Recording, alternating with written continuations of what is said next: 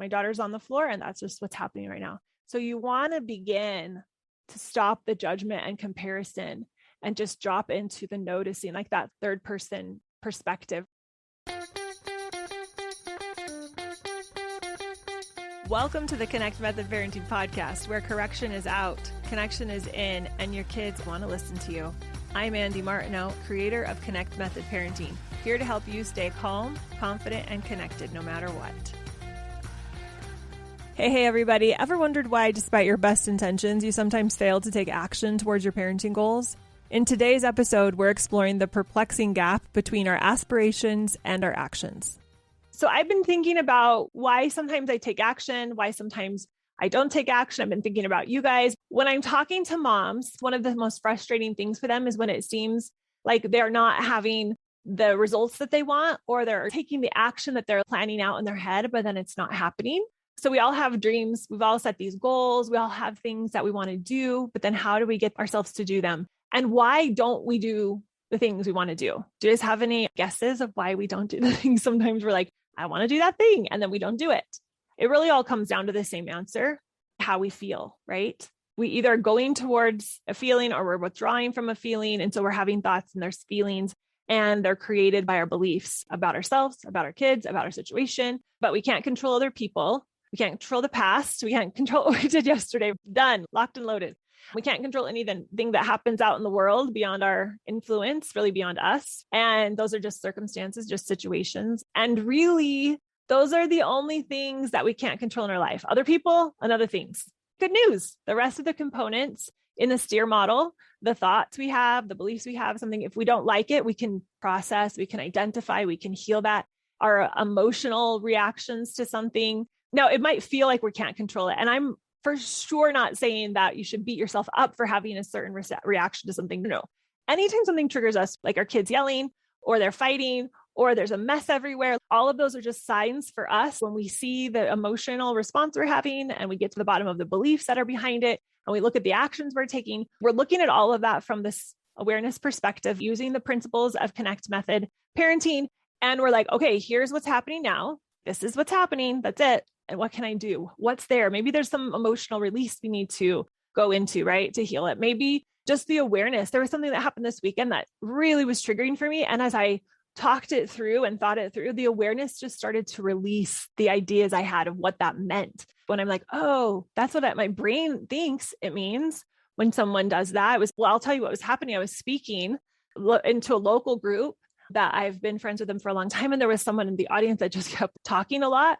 And I really like talking, but something about it just triggered something. And it caused me to be like, maybe there's something I'm missing, or maybe I should just have her come speak or whatever.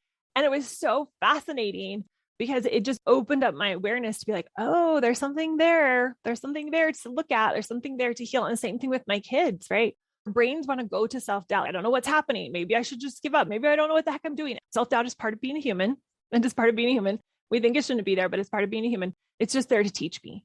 So we're having all these things. And yes, we can control them as we just notice them, as we go through the healing journey, as we become more emotionally mature. We do have control. That's really good news that we have control, but let's not use it as ammunition against ourselves. We shouldn't be anywhere other than where we are right now, with the triggers we have, with the responses we have, with the emotions that are coming up. Those things outside of us can't control our lives. And if our brain thinks they can, or that they're causing self-doubt, we notice them, right? When we look at the model, when we look at the STEER model, it includes our thoughts, our feelings, the emotions, the actions, the results. All of those things are within our control when we get into the higher thinking, when we calm our nervous system down, and we often forget that. So we think that everything is either in our control or nothing is in our control. And it's never that way. It's always that there's situations, there's our kids crying, there's the messy bedroom, there's the husband that's cranky from work, there's our boss that might say something, or the weather, or we could go on and right. We don't have necessarily control over those. We just have control over how we perceive them. The situations includes other people, and other people, including our kids, aren't in our control, right? We think, oh, I'll feel better when they change, but I'll feel better when I perceive the situation differently. When we forget this and we don't remember that we do have power, then we don't take action because we don't think we have anything that's worth doing. We're responding to the thoughts that we aren't even aware of. And then we just move into our default programming. So that's one of the things that's going to be very confronting, is you're going to make these goals and you're going to want to make progress on them. And sometimes you're going to do something about it. Sometimes you're going to go into default mode about it. And how we process that, what we do about that, what we make that either action, inaction, the results that are happening, what we make that mean will make the difference between you being able to step fully into creating what you want in your life versus staying where we are. So it's why this matters. It matters because our beliefs, the way we perceive, the way we process the children's behavior, if we don't see it as information, if we see the emotional meltdown as this big problem, which is our default, most of our default beliefs, right? If we think we need to fix them. And when I was talking, one of the things that came up this weekend when I was speaking to these women was they're like, what if they're being, and they were like, all the scenarios, what if this, what if that? There's all these exceptions in our head. If they do this, then I have to, right? And they're like, really, will it work if I really just believe in their goodness and I don't correct them? It will, you guys, 100%. And it matters because this realization that, hey, all of these situations outside of me, my kids, specifically, we'll stick with the kids right now, with the kids, it's eliciting an emotional response in me, which is caused by some belief I have, either subconscious or conscious, right? And that's what I want to continue to dig into, because when we talk theory, when we talk information, you guys are all like, yeah, that's totally right. I get that this is information, that the behavior is information. I understand that they need to have this emotional experience, but yet it's still really triggering for me and feels awful, right? And so my body wants to make that mean something. Usually we're pulling away from the negative ones. We're leaning into the positive ones. We're feeling guilty and shame and frustration and disappointment. So everything we do in our lives is a result of wanting to feel a certain way. And like I said, just really good information to know. So if your feelings are created by the beliefs we have, right, then everything we do in our life, we do it in order to feel better. And wouldn't it be important to know that what you're thinking is what's creating that, right? Absolutely. The problem is we don't get taught this. So we're talking about it right now because I want you to be able to feel like you can create whatever you want. Like you have the tools to feel and heal that nervous system, to process a situation that's happening in front of you, and to really change those neural pathways. I want you to think about something that's happened that's caused some like emotional, right, there inside of you. And I want you to keep that in your mind. And we're going to do a little bit of a guided process where we're going to be thinking about it, where we're going to take some time and get present. Because here is what I find a lot of the time is when we're having the emotional reflexive response, that reactionary response, is because we're not present right in this moment. We're not present. Our mind is off making meaning about how it's going to ruin their lives or ruin our lives, or this is terrible, it's ruined our evening. And our bodies, right? Your body is here feeling this feeling and running away with that feeling. They're not here. We're not present in that moment. And this is everything, is to learn how to start practicing being present. It's the practice of being present in this moment. If we can be just right here in this moment, not lost in the past, not thinking too much about the future, right? Because the past is like when we're digging up all of the evidence of how they never clean their room, or they never choose me over their dad, or my teenager never comes in at curfew, right? Or our brains say never, but that's not usually the case. But we collect all the evidence. So it feels like they're always rude. And we're thinking about all this stuff in the past. And then our brain goes to the future. And because of all that past, because of what they did right now, but we're not really here in this moment. We're like focusing on the past. And then we jump way into the future because of them being a liar or not tidy with their room or being disrespectful at school. They're going to become this. And that means I am a bad parent. We won't have a relationship. And we pull up the baggage from the past for ourselves. And then we create this future for ourselves. And what I'm saying is that is what causes so much of our problems, is not just being right here. Our brain is wanting to go a million miles a minute, and it doesn't want to be right here in this moment, because a lot of times it feels very uncomfortable. I was recently thinking about this experience I had with my family. It's been 8 years. It's been a long time. And it was funny because I was bringing it up to my younger kids. It's been 8 years. So they're 8 years older. And I was like, do you remember that train ride? And they're like, oh my gosh, I remember that train ride. It was so miserable. And what had happened is we were on this mountain and we had ridden up on the lift. So super beautiful. And we were at the top of this mountain. It was awesome. And then my husband did this mountain biking thing down with my oldest son. And I had didn't have all the kids with us. We just had 4 of the kids with us. So I had three other kids, and we wanted to go on this hike and then take the lift back down, the gondola back down from the other side of the mountain, which was not a big deal. But when we got to the other side of the mountain, they had a rock slide and we couldn't take the gondola down, and we had to take the 2-hour train ride around the mountain to get back to where we were supposed to be.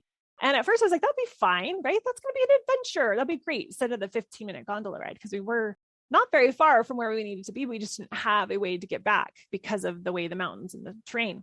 So we took this train ride, and what happened is that because of the landslide, nobody could go any other direction. Everybody had to take the train ride, and they just started packing people in to the point where you couldn't move. People were getting sick and throwing up, and it was stinky. And I had these kids with me, and I was trying to make sure nobody stole them. And I wasn't even looking outside at the beautiful scenery. I didn't get to enjoy any of it because my brain was so focused on all the things that weren't working in the moment. So it was totally not present. And I think back and I'm like, I got to go on this 2-hour train ride in the most beautiful scenery ever. And I missed all of it. And I was miserable the whole time because of all the things I was thinking about, how it shouldn't have been this way. I regretted, I was in the past thinking I shouldn't have done this. I should have just gone down the other path. Shouldn't have taken the hike. We should have just done all things that should have, could have, would have, right? Happened. Wasn't present. And then I was thinking about the future. Like, when I get back, I'm going to do this. And I wish this wasn't happening. And when I get back, all the things for the future, we're going to make sure the kids are okay. We're going to go eat this dinner. I'm going to need a nap. I'm going to have to shower because it stinks so bad in here. And I'm so sweaty. It was really hot. And I missed out on the whole experience because my body was rejecting the experience. I wasn't managing my brain. I wasn't like, you know what, this is okay. Let me just feel this. And I think that's sometimes really similar to how we are with the kids, right? Maybe a decision we made got us into this place, or maybe it wasn't even us. We just landed in this place and our children are emotionally triggered for some reason, or having a tantrum, or doing something that, whatever it is, it's causing us to feel a lot of discomfort and feeling uncomfortable. And we have all the shoulda, woulda, coulda thoughts, and we're thinking about the future, right? And we're not here in this moment because we've convinced ourselves that we aren't supposed to feel this way. Now, if I had just decided, hey, I'm just supposed to feel uncomfortable on the train right now, and I can feel uncomfortable, and I can feel hot and sweaty, and this can be disappointing, and I can be a little bit frustrated, and I can look out the window and appreciate this amazing mountain scenery. It would have been a totally different experience. I would have been able to work through the emotions and had a different reaction to the people around me and to my kids, because I would have just been present. That's the power of being present. It's actually what I did not do that day. But one of the events in my life, one of those big moments where your brain remembers every detail of it. And I realize now how far I went from being present. So hopefully you have in your mind one of your essentials that's causing you to maybe feel something, or has caused you to feel something because it hasn't been working the way you want to. And that's why you're wanting to shift it. Or you have in your mind a situation that it has come up, that maybe something that happened last night with a child, and you're like, ugh, and you're not being as present with that, or you weren't as present with that. And I want you to just notice that from a place of complete love and compassion. Nothing has gone wrong. There was nothing wrong that I went on the train ride. There's nothing wrong when my daughter cries for 45 minutes because she wrecked her scooter, because she doesn't want to do yard work, or because she doesn't want to fold her clothes, or because dinner isn't what she wanted. There's nothing wrong with that. It just is. And if we can just practice, this is what's happening, instead of saying this shouldn't be happening, it's this is what's happening. This is what's happening. This is what's happening. I sometimes just say that over and over again. This is what's happening. Yep. This is what's happening. It's an acceptance. I do have control over accepting or rejecting or fighting against what's happening. My daughter's throwing a fit. This is what's happening right now. My kids are fighting in the back, whatever it is. This is what's happening. And if you want to take it to the next level and see if it works, this is what's happening. And it's okay. I can deal with this. I'm capable of figuring this out. I can just feel this way. Part of me can feel frustrated and part of me can feel compassionate, right? I can understand and I can totally be a little bit irritated, right? I can hold these contrasting emotions. I think about it like this, and it's almost like a weight. I'm holding them both, right? That's part of what comes online with our prefrontal cortex. That higher thinking is our ability to balance multiple emotions. And sometimes I feel like I'm wearing a couple purses, different emotions, and I'm just noticing they're there. I'm like, yeah, this is what's happening. I'm feeling really frustrated right now. This is what's happening. I'm feeling really triggered. This is my thought right now. Yep. This is what's coming up. And I'm just noticing. So I want you to think back to that situation, that if you're thinking about your essential, like maybe something related to it, scenario when it didn't go well, or maybe when it has gone well. And can we get into the noticing, this is what's happening, right? So our thoughts in our minds are just sentences, but they are what create our feelings. So when I hijack my default rhythm, right? This shouldn't be happening. This shouldn't be happening, to this is what's happening. This is what's happening. And I love to add that it's okay. This is what's happening. And it's okay. We're all doing the best. And I have these practice beliefs, right? That take a while, maybe. I'm learning. This is what I started with, right? I'm learning to just notice that this is what's happening, or I'm practicing, or I'm becoming someone who can just see that, fill in the blank, right? That this is what's happening, right? That my daughter's on the floor and that's just what's happening right now. So you want to begin to stop the judgment and comparison and just drop into the noticing, like that third person perspective, right? Because our feelings are what drive our action. So when I go into this is what's happening, you tell me, what is the emotion if you were able to drop into that place? Like, this is what's happening. They're throwing a fit.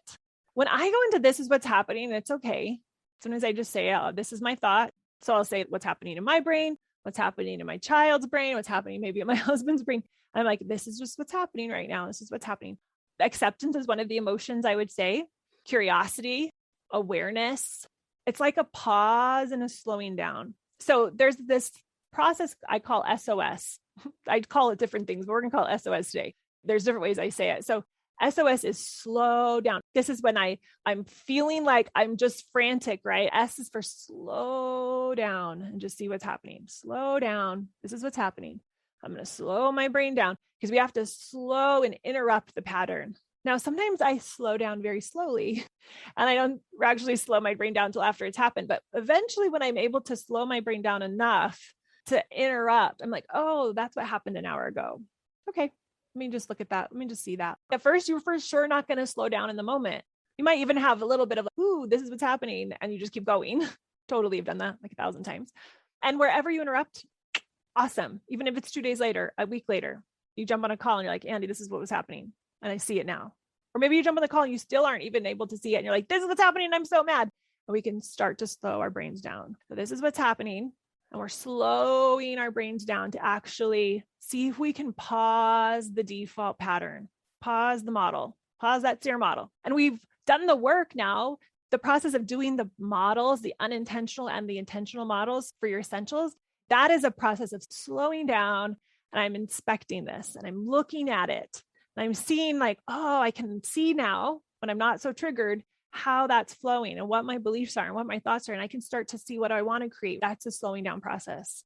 So we're slowing down and then we're staying, I call it on the dot, but we're staying there and long enough to actually be present and to feel it. And whether it's in the moment or 2 or 3 days later or an hour later, it doesn't matter.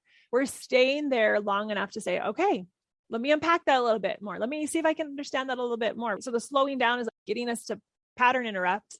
And then the on the dot is I'm staying on the dot. I'm just staying here, even though it feels so uncomfortable. I'm just realizing it's just my perception of this that's making me uncomfortable. It's just my fears, my worries that maybe I'm going to screw my kids up. Maybe I'm letting them down, or maybe I'm a hot mess, whatever it is. I'm staying here and I'm staying on the dot. And I'm like, okay, this actually is super fantastic that I can control this. And then after we've unpacked it, you've unveiled the problem and you understand it, you think, what's the thought behind the thought? My first thought is they shouldn't be doing it. And then we're doing the work. A lot of that comes up with the thought downloads. A lot of it comes up with the STEER model. When you start creating it, you start understanding more, and then you stay with it. So this is the process of taking massive action. We slow down. And there's a couple different things we can do to slow down. Maybe you slow down, you get present with the problem by taking a walk, by listening to music, by like jumping on a call here and talking about it, by posting something. We're slowing down. I used to just lay flat on the ground when I would finally realize, oh, okay, I'm slowing down. I'm stopping. Staying on the dot. I'm like going to unveil it and unpack it. I'm going to do my thought downloads. I'm going to reach out if I need help. I'm going to be kind and gentle with myself, do some STEER models, and then we're going to stay with it. Now, this is where we are in this cycle, slowing down, staying on the dot with the problem. So I made you focus on 1 to 3 things, not 20 things. We're going to just like narrow it down, constrain, because your brain's going to want to be fixing everything. But when we do that, we get nothing fixed. No progress is made. So we're staying focused on these issues. And then we want to change it. So then we're going to stay with it and we're going to navigate it in the real world. And this is when sometimes we're like, this feels terrible. And that's why I started the call with saying, okay, it's our thoughts that are creating, it's our perception, it's our beliefs, subconscious or conscious, that's causing us to feel a certain way that's driving our actions. And you've heard me say this 1,000 times, but you're going to hear me say it 1,000 more because we have the awareness and then we have to embody it, integrate it, and become someone who really sees the world through this way. And it takes experiences, not just talking, but like real life experiences with your kids, with your life. So the next part to create massive action so that you can create this amazing result for yourself and then pick up and up level it to the next level. The first level might just be, I'm really aware of the problem and I see my beliefs. I've unpacked it where that might be as far as it gets. I've interrupted myself a couple of times 2 hours later. That would be huge progress for me. That was huge progress at first, is just getting really in the belief, okay, punishments aren't going to work. I keep thinking they are, and I keep slipping back into it, but I'm really solid now after this amount of time that they're not. So we're going to create a vision now. So slow down, get present to the problem, doing the steer models, just sitting in it, not retreating, staying on the dot, unpacking and unveiling the problem so you can understand it even more, creating the vision. So it starts in our mind. So we've seen it now, we've gotten present to it, we've slowed down, we've constrained our brain instead of getting distracted to this other problem. We're like, okay, I want to finish this one.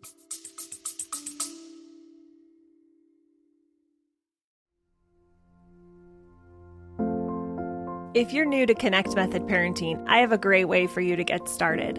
I created a free course that covers some of the biggest challenges parents are facing and how Connect Method Parenting solves them. In an hour, we're going to talk about why parenting is so hard, how to get your kids to want to listen to you, how to stop yelling and losing your cool, and become that calm, confident, connected parent for good. It's the fastest way to get started using connection as your go-to tool for influencing and impacting your kids. Go to cmp.works/course to get instant access today.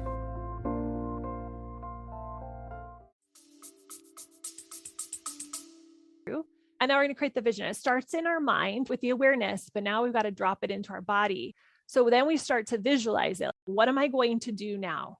And I used to be a competitive gymnast and we used visualization all of the time. I've read so many studies about it over the last decade to even more solidify my confidence in it. But there's something that happens when we mentally imagine what we want to do the next time that happens, right? Our brains are like, don't imagine that, it's going to make it happen again. Or who wants to think about that terrible thing, right? But if your child is melting down every bedtime, or your teenager is being a little bit pushy and a little bit mouthy when they leave to go out with friends at night, then there's so much power if we just stay on that, stay on the dot about it, and you think about it and you go into it. We have to really be onto our bodies because it's going to fight us tooth and nail because it feels icky. Sometimes our bodies at least think it feels icky when we go there because it's like during the moment we feel terrible. I hate the way it feels. I just want my life to be perfect and happy and everyone to get along.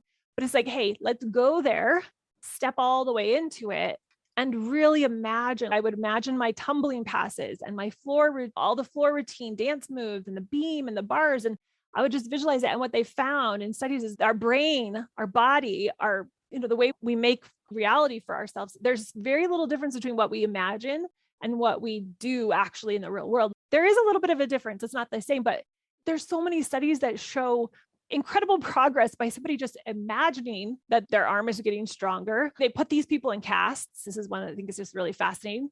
They put people in casts. They didn't have a broken arm, but they put people in casts. And the first group, they just put them in a cast and said, we'll see you in, a month or whatever it was.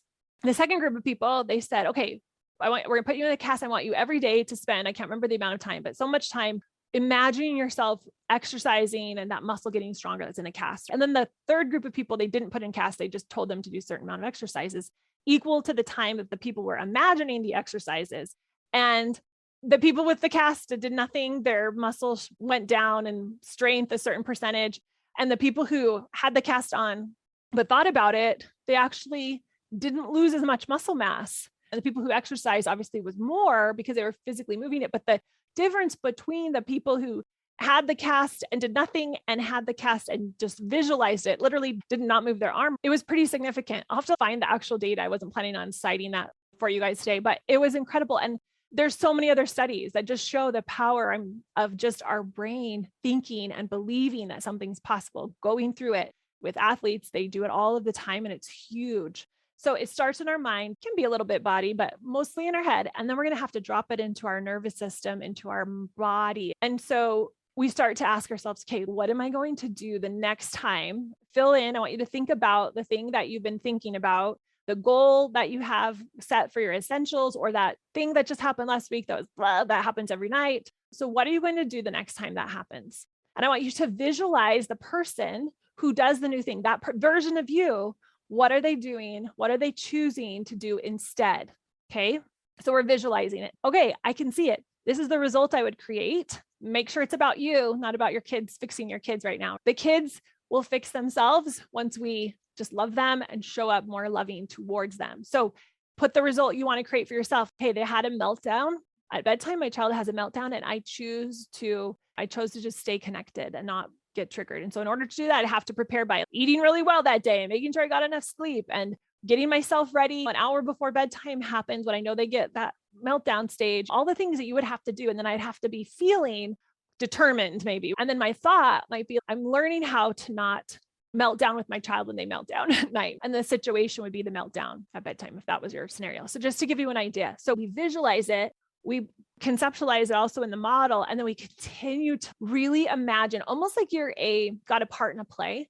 And they talk about actors and actresses that get parts in plays or movies or whatever, and how they can't remember the name of it off the top of my head, if anybody knows kind of what I'm talking about, but they just really go to this place where they're embodying the emotions ahead of time. And they're like, this character has these weaknesses and these strengths and these tendencies and this disposition. And they're like really believing and practicing becoming that person, that part. So I want you to do the same thing, and you can write it all out. What would that version of me be like? You're playing a part, like you're writing the description and you're creating the possibilities of it. And we're visualizing it. We're going to close our eyes and visualize it. We're going to open our eyes and visualize it by doing the model. We're really visualizing that person, that version of ourselves. And then we have to start taking action. So this is all within the navigating part, which really is a repeat. We're like going through the SOS multiple times, hundreds of times a day, maybe sometimes.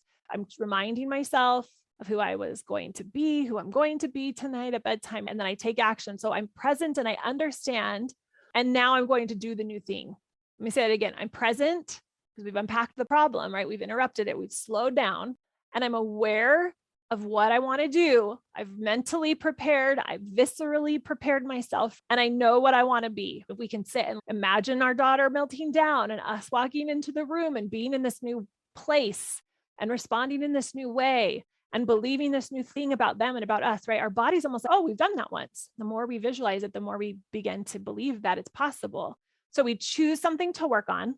We commit to not jumping out of it, staying present, right? You're practicing that ahead of time. And then in the moment, you're staying present. You're like, okay, this is what I'm planning to do today. I'm going to do this thing.